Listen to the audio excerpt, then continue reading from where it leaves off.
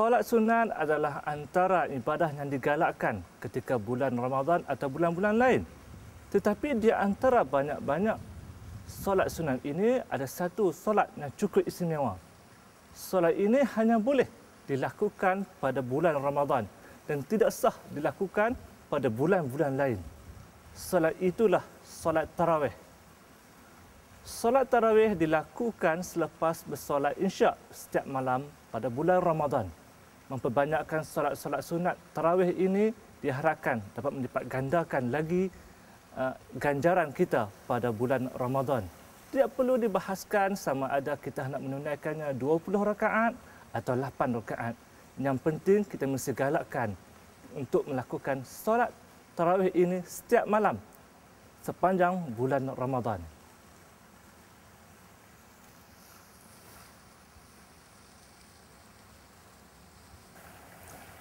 Bersedekah, memberikan harta, memberikan makanan kepada orang lain adalah ibadat yang sangat dituntut oleh Islam. Pada bulan-bulan lain, kita digalakkan untuk bersedekah. Tetapi pada bulan Ramadan, amalan bersedekah ini hendaklah dipertingkatkan.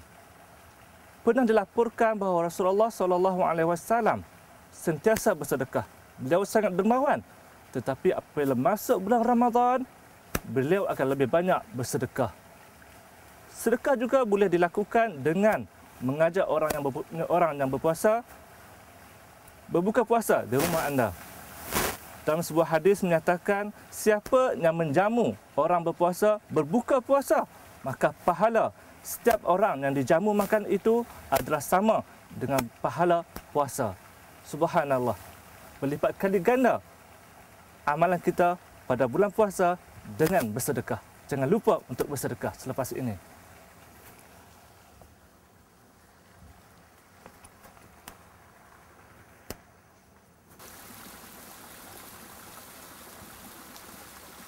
Membaca Al-Quran, membaca kitab Allah adalah ibadah paling mudah untuk dilakukan.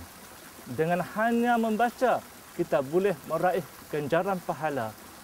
Di dalam sebuah hadis menyatakan bahawa Rasulullah pernah menyebut sesiapa yang membaca Al-Quran, setiap bacaan Al-Quran diberi pahala pada setiap ayat. Dan tidak dimasukkan setiap ayat ini alif, lam, mim itu satu ayat. Tapi dikira alif satu pahala, lam satu pahala dan mim satu pahala. Demikian besarnya pahala membaca Al-Quran. Dan bayangkan pula bagaimana sekiranya kita membaca Al-Quran ini pada bulan Ramadan, iaitu bulan di mana setiap amal ibadah kita diberi ganjaran berlipat kali ganda.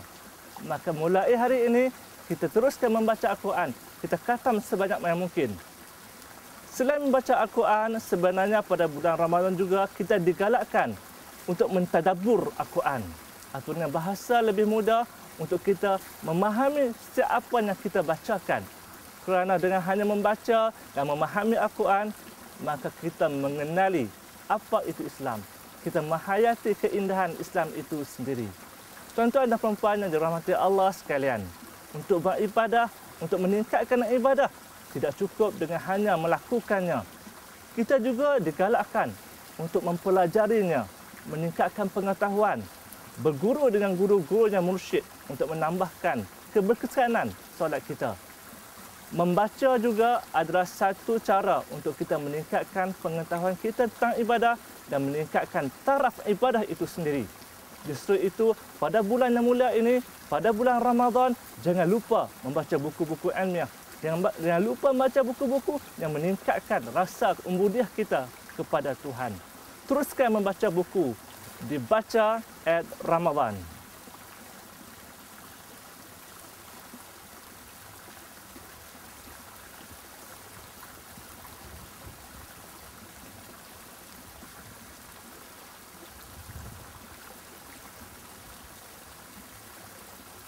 Thank you.